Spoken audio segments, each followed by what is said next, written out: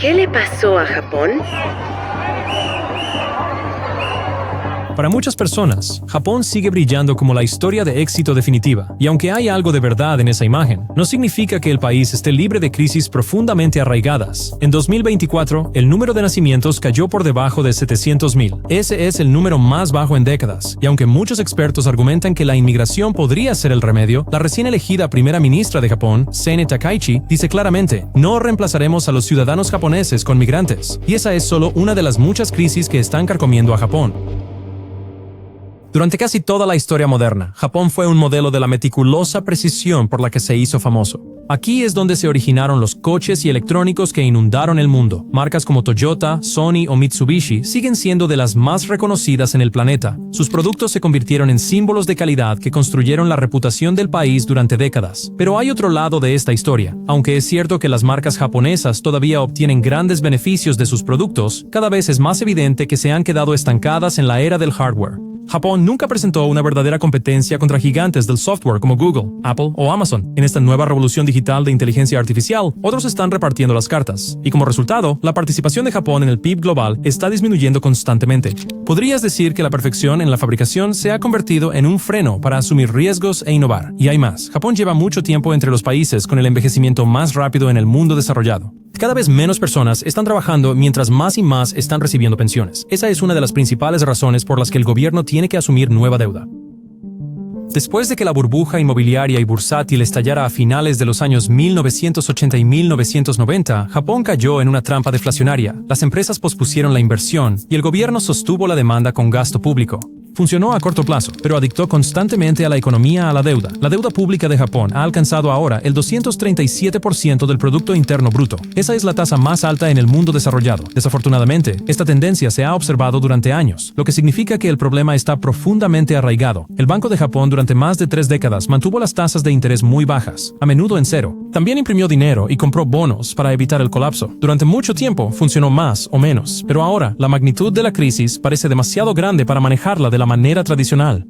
Los rendimientos a 30 años se dispararon a un récord de 3.14% y los rendimientos a 40 años alcanzaron 3.6%. Estos son niveles no vistos en décadas. En teoría, eso puede parecer menor, pero en la práctica es realmente dramático. Cada punto porcentual significa hasta 85,000 millones de dólares adicionales solo en intereses. Eso es aproximadamente lo que Japón gasta anualmente en defensa. Añade a eso un yen japonés debilitado deliberadamente durante años para apoyar las exportaciones, pero para muchas familias comunes significa una disminución del poder adquisitivo y, con ello, una calidad de vida en constante declive. Incluso la inflación ha comenzado a acelerarse a pesar de haber permanecido baja durante casi 4 décadas. Solo en los últimos 3 años, la inflación puede haber eliminado hasta 90 billones de yenes en valor. Encima de eso se encuentra otro problema, una grave escasez de trabajadores. Para el año 2060 se proyecta que la fuerza laboral caerá drásticamente. Eso significa menos impuestos y aún más deuda. Sin mencionar que, con menos personas, Japón tiene muchas menos probabilidades de desarrollar las nuevas tecnologías que necesita para competir con Estados Unidos y China en los sectores más avanzados de la economía. Y la reconfortante ilusión de que los robots hagan todo el trabajo por nosotros probablemente no resolverá el problema. La automatización reemplazará a algunos trabajadores de fábrica, pero no creará nuevos contribuyentes ni generará una demanda interna real.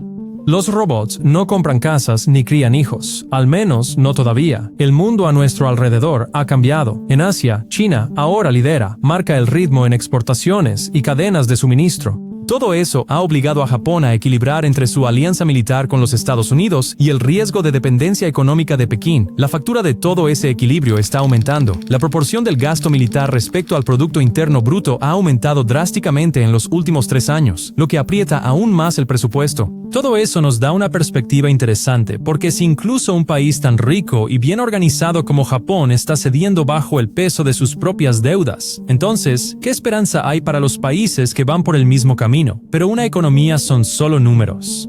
Detrás de cada uno de ellos hay una sociedad, y es la sociedad la que se ha convertido en el eslabón más débil de todo el sistema de Japón. Detrás de toda esa perfección tecnológica se esconde algo de lo que rara vez se habla: las personas que preocupantemente han perdido la voluntad de competir por completo.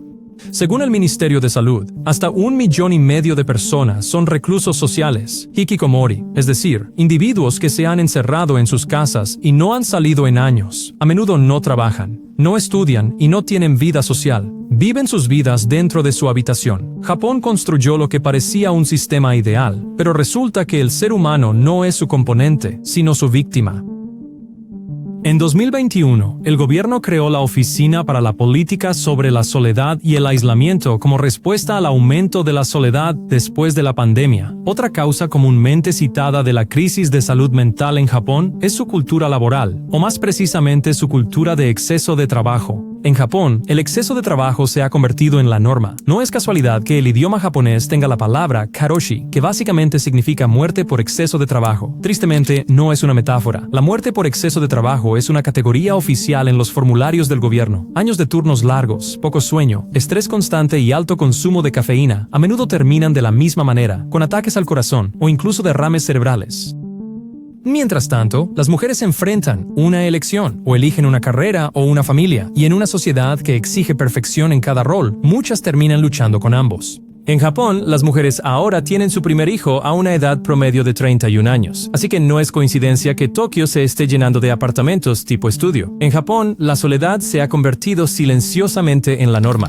Las previsiones dicen que la población caerá de más de 120 millones a unos 90 millones para el año 2070. La fertilidad ha bajado a aproximadamente 1.2 hijos por mujer. Hay más de 9 millones de casas vacías en todo el país. Simplemente no hay una nueva generación para tomar el relevo. Las personas cada vez más mayores sostienen un sistema con casi ningún joven. Tenemos que admitir que Japón es limpio y seguro, pero entre sus ciudades y oficinas perfectamente diseñadas se extiende un vacío, uno que la tecnología y el dinero no pueden llenar. Los sociólogos a menudo lo llaman una sociedad de la vergüenza. Si fracasas, se espera que desaparezcas en silencio, no porque otros puedan condenarte, sino porque te da vergüenza pedir ayuda. Este perfeccionismo silencioso solo profundiza aún más la crisis de soledad. ¿De dónde viene esta mentalidad? ¿Por qué los japoneses prefieren sufrir en silencio en lugar de buscar ayuda? Para entender el Japón moderno, hay que mirar toda su historia. A partir de 1603, el país pasó más de 250 años en la era conocida como el período Edo. Durante este tiempo, Japón vivió en aislamiento voluntario, evitaba a los extranjeros y comerciaba con casi nadie. De hecho, la única nación europea a la que se le permitió un acceso significativo fue los Países Bajos. La sociedad se construyó sobre la jerarquía y la lealtad. El gobernante estaba por encima de todo y un ciudadano común era solo un engranaje en una máquina más grande. Esa mentalidad perduró durante siglos. Aunque hoy Japón tiene metros y trenes bala, su alma todavía permanece en un sistema feudal. Después de la Segunda Guerra Mundial, el país quedó en ruinas, pero poco después, los japoneses lograron lo que el mundo llamó un milagro económico. En una sola generación, construyeron fábricas y ciudades modernas. Todos conocían su deber. La gente trabajaba por el bien de la empresa y por el bien de la nación. Así surgió una potencia de posguerra que alcanzó su apogeo en la década de 1980. Marcas como Sony, Toyota y Panasonic dominaron los mercados globales. Las marcas estadounidenses y alemanas comenzaron a perder su cuota de mercado. Por un momento, parecía que Japón estaba conquistando el mundo. Sin embargo, la historia ama la ironía. 1985, el Acuerdo Plaza. Bajo la presión de Estados Unidos, Japón acordó fortalecer el yen. Eso hizo que las exportaciones fueran más caras y las fábricas empezaron a perder competitividad. El gobierno respondió con crédito barato y comenzó la burbuja especulativa. El índice bursátil insignia de Japón, el Nikkei 225, subió a 39,000 puntos. Luego, en cuestión de meses, todo estalló. La riqueza de la nación desapareció de los libros contables. Así comenzó lo que los economistas luego llamaron la década perdida. Pero esa década al final ha durado más de 25 años. Solo ahora el Nikkei ha comenzado a recuperar los niveles vistos por última vez en 1990, pero incluso hoy está claro que muchas empresas han dejado de tomar riesgos. Un país que una vez persiguió al mundo, ahora duda en dar incluso un solo paso adelante. Japón sigue atrapado en la era del hardware perfecto, no del software. Nunca logró construir sus propios campeones digitales, ni orientar su economía hacia los servicios modernos. En cambio, se convirtió en una tierra de corporaciones conservadoras, donde los productos se elaboran para cumplir con estándares internos, en lugar de conquistar mercados y moldear el juego global. Y la perfección japonesa, que una vez fue su mayor arma, ahora se ha convertido en su mayor prisión. Luego vino el estancamiento político. Desde 1955, prácticamente el mismo partido político ha dominado la escena, el Partido Liberal Democrático. Los primeros ministros cambian, pero la mentalidad sigue siendo la misma. Un sistema que una vez construyeron proporcionó ganó estabilidad, pero ahora se interpone en el camino de la reforma. Y esta estancación política es una de las razones por las que la generación más joven vota cada vez menos. Quizás ahí es donde comienza la historia de su declive. Quizás Japón alcanzó su estado ideal y simplemente no tenía a dónde más ir. Los japoneses han sobrevivido a guerras y desastres naturales, pero ahora enfrentan algo completamente diferente, su propia crisis de identidad. Y aquí yace el mayor tabú en el Japón contemporáneo, la migración. Japón sabe que está disminuyendo, también sabe que no puede detener esto por sí solo. Sin embargo, incluso ahora, preferiría seguir siendo como siempre fue. 一遍ゼロベースで考えるつもりです。毎年毎年、私たちと、文化や何もかもがあんまりにも、違う人たちをまとめて入れていくと、いうこと。この政策は、一旦考え直さなあきません。経済的な動機でやってきて難民を主張する人、きちんとお帰りをいただきます。また、不法滞在の人たちにも厳格に法律を守っていただきます。En 2024, 3.8 millones de extranjeros vivían en Japón. Es un número récord, pero aún así, es solo el 3% de la población. Las cifras en economías similares como Alemania o Francia son mucho más altas. Sin embargo, las entradas están aumentando un 10.5% año tras año, principalmente desde China, Filipinas, Taiwán y Corea. No obstante, Japón sigue siendo uno de los estados culturalmente más homogéneos del mundo. La nueva primera ministra, Sanae Takaichi, declaró abiertamente que Japón no compensará su disminución de población con migración masiva, y parece una elección deliberada. Japón no quiere repetir los errores de muchos países occidentales. No quiere tensiones sociales, culturas paralelas ni conflictos religiosos. Prefiere reducirse antes que cambiar. Este conservadurismo tiene raíces profundas. Como dije antes, Japón durante siglos identificó a los extranjeros como una amenaza, permanecen aislados en el pasado, y aún hoy, muchos creen que la unidad nacional es una fortaleza y que la inmigración la debilita.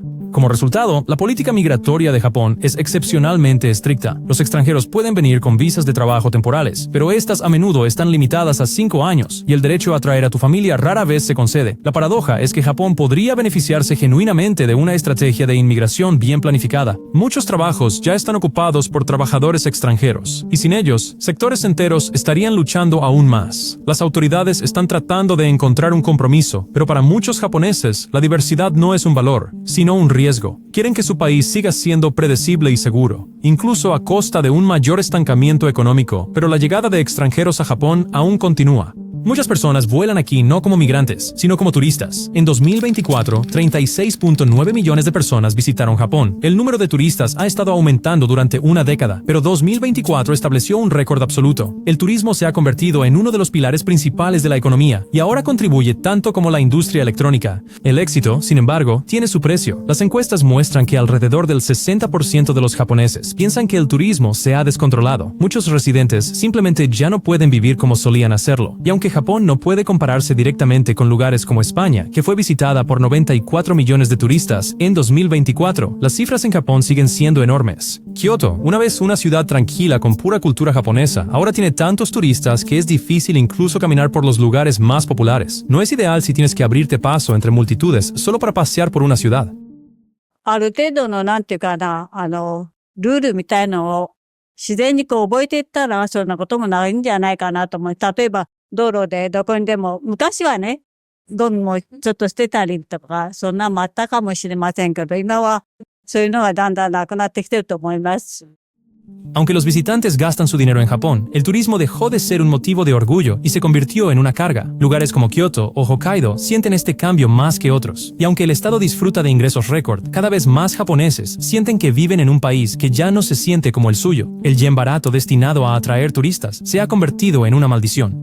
Aquellos que reciben su salario en una moneda diferente sienten que todo es una ganga, mientras que los residentes pagan cada vez más por la vida diaria. Así que ampliemos la perspectiva y hagámonos una pregunta. ¿Qué le depara el futuro a Japón? Para el año 2045, un tercio de la población tendrá más de 65 años. Los sistemas de pensiones y salud ya consumen más de una quinta parte del Producto Interno Bruto. Pronto, puede que no solo haya una falta de dinero, sino también una falta de personas para cuidar de una sociedad envejecida. Es el presagio de una catástrofe silenciosa. Japón se enfrenta a una elección. Dos caminos. Ninguno conduce al paraíso. El primero es abrirse a la migración masiva, admitir a millones que ayudarían a mantener el flujo de dinero, pero al mismo tiempo cambiarían irreversiblemente la identidad del país. La segunda opción es preservar la cohesión, incluso a costa del declive.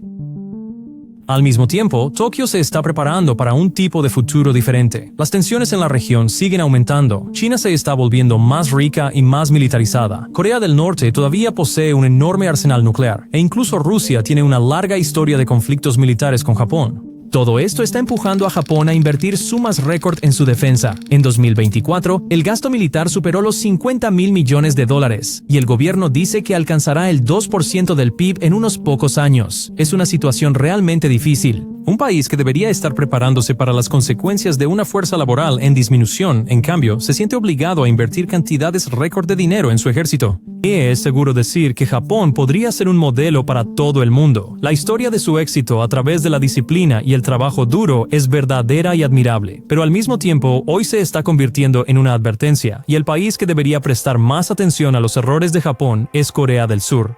A solo unos pocos cientos de kilómetros, los coreanos enfrentan un destino similar, una población que disminuye rápidamente y un sistema político lastrado por la corrupción y escándalos constantes. Puedes aprender más sobre esto en el video que se muestra actualmente en tu pantalla.